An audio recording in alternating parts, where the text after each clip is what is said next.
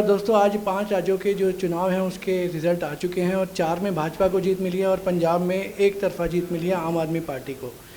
तो कहीं ना कहीं किस तरह का ये रिज़ल्ट रहा है, इससे बात करने के लिए आज आम आदमी पार्टी से मोती नगर के विधायक और जो लीडर हैं, एक वरिष्ठ नेता हैं आम आदमी पार्टी के, शिवचरण गोयल जी हमारे साथ हैं। तो उनसे चर्चा करेंगे इस 5 राज्यों के बारे में। तो शिवचरण जी, पहले तो बहुत बहुत बधाई आपको कि आप पंजाब में जो है एक तरफा जीते हैं। काफ़ी पहले से ही वर्डिक्ट भी आ रहा था कि पंजाब में जो है आम आदमी पार्टी इस बार गेन करेगी, तो रिज़ल्ट वैसे ही रहे जैसे मीडिया ने बताया था, तो क्या कहेंगे? ये आम आदमी की जीत है और पंजाब के अंदर जिस तरह से एक बहुमत मिला, मैंडेट मिला, और पिछले 50 साल से इतना मैंडेट किसी भी सरकार को नहीं मिला। पहले जनता के पास एक ऑप्शन नहीं था, 2 ही सरकारें थी पंजाब के अंदर, अकाली या कांग्रेस। तो इन्होंने 25-25 साल शासन किया वहाँ पर और पूरी तरह से पंजाब को बर्बादी के कगार पे लेके आए। बेरोजगारी वहाँ थी, नशा वहाँ था, किसानों की समस्याएं थी, महिलाओं की समस्या थी, बच्चों के रोज़गार की समस्या थी, बहुत सी समस्याएं थी जिसे ये सरकारें आज तक काबू नहीं कर सके और जनता को पूरी तरह से हाशिए पे लेके आए।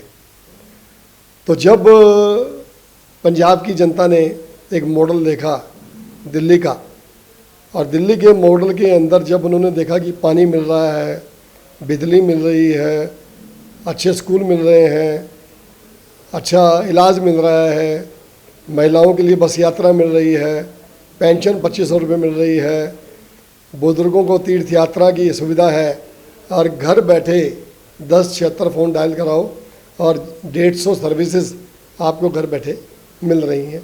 तो ये प्रोग्राम देखने के बाद पंजाब की जनता का मन पूरी तरह से बन चुका था कि अब हमने पंजाब में बदलाव करना है, और वो उसी का कामों का जीत है।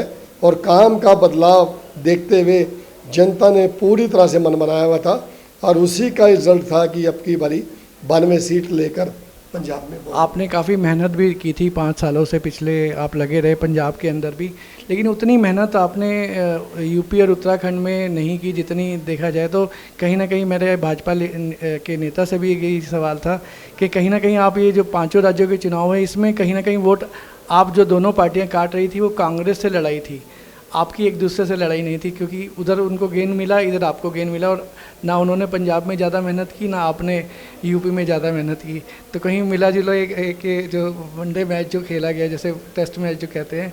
तो अब आने वाले गुजरात चुनाव में क्योंकि सीधी टक्कर होगी, तब देखने को मिलेगा कि क्या होता है। लेकिन हाँ, पंजाब जो आपको मिला है वो आपको एक मॉडल बनाने के लिए मिल गया। दिल्ली एक छोटा मॉडल था, एक स्टेट को किस तरह से आप संभालते हैं वो आपके पास मिल गया है। और आने वाले जो लोकसभा चुनाव हैं उसके लिए क्या टारगेट रहेगा आपका, तो पंजाब एक मॉडल है।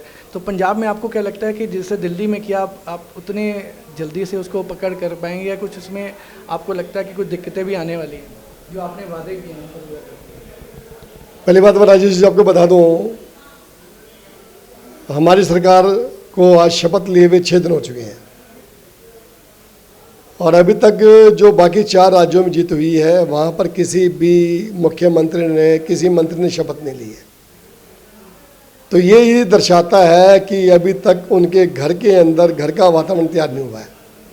और यहाँ तो एक 7 दिन के अंदर इतने काम कर दिए, 35,000 कच्चे एम्प्लॉई पक्के करने का आदेश दे दिया, 25,000 नौकरियाँ निकाल दी, किसानों को मुआवजे की ऐलान कर दिया गया, और एक एंटी करप्शन, जहाँ भी कोई अधिकारी आपसे रिश्वत मांगे उसको आप वीडियो कर लें और उसको व्हाट्सएप पे भेज दें, तुरंत एक्शन होगा।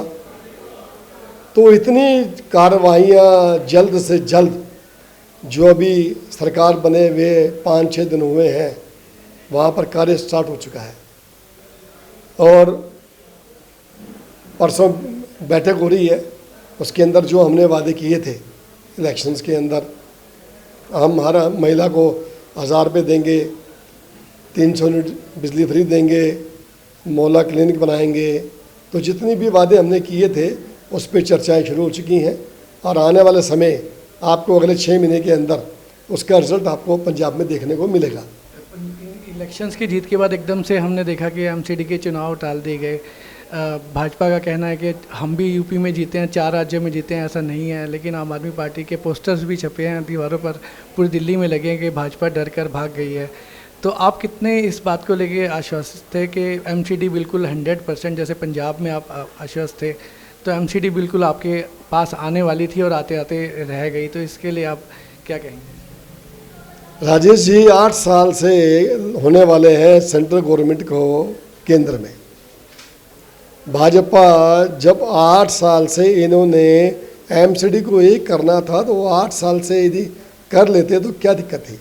एक पेपर देना था, तीनों एमसीडी हो जाती। लेकिन इन्होंने सर्वे करवाया खुद का अपना, हमारा खुद का सर्वे था, मीडिया का सर्वे था। 272 में से 250 सीटें दिल्ली की जनता दे रही थी।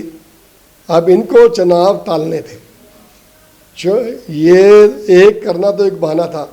आप देखें 5 बजे 9 तारीख को इलेक्शन कमीशन ने डेटें घोषित करनी थी और एग्जैक्ट 1 घंटे पहले सेंट्रल गवर्नमेंट से लेटर आया कि हम इनको एक कर रहे हैं और इलेक्शन कमीशन बौखलाया हुआ था। और ये 75 साल के इतिहास में पहली बार हुआ कि इस तरह से इलेक्शन कमीशन को चुनाव टालने पड़े। ये पूरी तरह से कहीं ना कहीं बौखलाहट है भाजपा की। नो डाउट कि ये तो खैर था कि दिल्ली में जो इस तरह से हवा थी कि भाई आम आदमी की पार्टी, तो इसको लेकर आपको कितनी दिक्कतें आने वाली हैं? क्योंकि आप एक सीधी राह देख रहे थे कि आने वाला कार्य जो है वो आप सुचारू रूप से कर पाएंगे, क्योंकि आपको भी 7 साल हो गए हैं विधायक बने हुए। तो एमसीडी वगैरह आ जाती है आपके पास, तो आने वाले सालों में आप लोगों को और सुविधाएँ दे पाते। इसका कितना मलाल है और क्या कहना चाहेंगे आप दिल्ली की जनता? हम तो ये कहना चाहेंगे केंद्र की सरकार को कि कम से कम भी आप इस तरह से दिल्ली की जनता के साथ अन्याय ना करें, जल्द से जल्द इलेक्शन करवाएं। इलेक्शंस में जो भी मैंडेट जनता देगी तो बीच में एक स्वच्छ सरकार दिल्ली की जनता के बीच में आएगी और जो जो वादे हमने किए और हम करेंगे वो धरातल पे आएंगे। आप याद करें 7 साल पहले जब दिल्ली सरकार बनी थी, उससे पहले भी दिल्ली सरकार हाशिए पे थी। बिजली नहीं आती थी, पानी नहीं मिलता था पीने को, स्कूलों के हालात बदतर थे, हॉस्पिटलों के हालात बदतर थे, सारा सिस्टम बिगड़ा हुआ था, पैसा सरकारों के पास नहीं था, कर्जा था। वही सरकार दिल्ली में जिन्होंने 7 साल में परिवर्तन कर दिया। दिल्ली में पैसे की कमी नहीं है, कामों की कमी नहीं है। और यही प्रोग्राम जब एमसीडी आम आदमी के पास आएगी, आम आदमी पहले तो भ्रष्टाचार मुक्त करेगा, जितना भ्रष्टाचार है, और इतना पैसा एमसीडी के पास होगा। आपको पर्सनली कितना गुस्सा है? क्योंकि मेरा सवाल आपसे था, क्योंकि आप 7 सालों से मेहनत कर रहे थे। कुछ कमियां लोगों की जब हम सुनते भी हैं तो लोग आपसे शिकायतें करते हैं और वो आप दूर नहीं कर पाते। तो इस बार कितना मतलब वो था कि आपको लग रहा था कि नज़दीक है, इस बार तो सारी 100% समस्याएं हम दूर करके रहेंगे, तो उसका कितना मलाल है? मैं वो आपसे जानना चाहता हूँ। जब आप काम करते हैं, फील्ड में जाते हैं, लोगों से मिलते हैं, तो उसका कितना आपको गुस्सा है और कितना वो रह गया कि अभी अगर इतना हो जाता तो ये कम से कम ये चीज़ें हो पाती, वो जो आप डेली वर्किंग की रहती हैं? जनता को इतना मलाल है, मैं जब भी कहीं जाता हूँ जनता का गुस्सा निकल कर सामने आता है और जनता बड़ी आक्रोश में है, क्योंकि सारी समस्याएं एमसीडी से जुड़ी हुई हैं। जब भी मैं मुद्दे किसी भी आरडब्ल्यू से बात होती हैं, जनता के बीच बात होती है, आपका विधायक आपके बीच में बात होती है, तो वहाँ अधिकांश जो मुद्दे जो एमसीडी ने पूरे नहीं किए उनको लेकर आक्रोश है। और जो उनकी तानाशाही है कि विधायक को हम काम करने नहीं देंगे एमसीडी के एरिया में, जो उनका अधिकृत एरिया है, तो उसको लेके भी जनता में आक्रोश है। तो ये जो तानाशाही का वातावरण एमसीडी ने बनाया हुआ है, भाजपा ने बनाया हुआ है, ये ख़त्म होता और एक तालमेल एमसीडी और दिल्ली सरकार का बनता।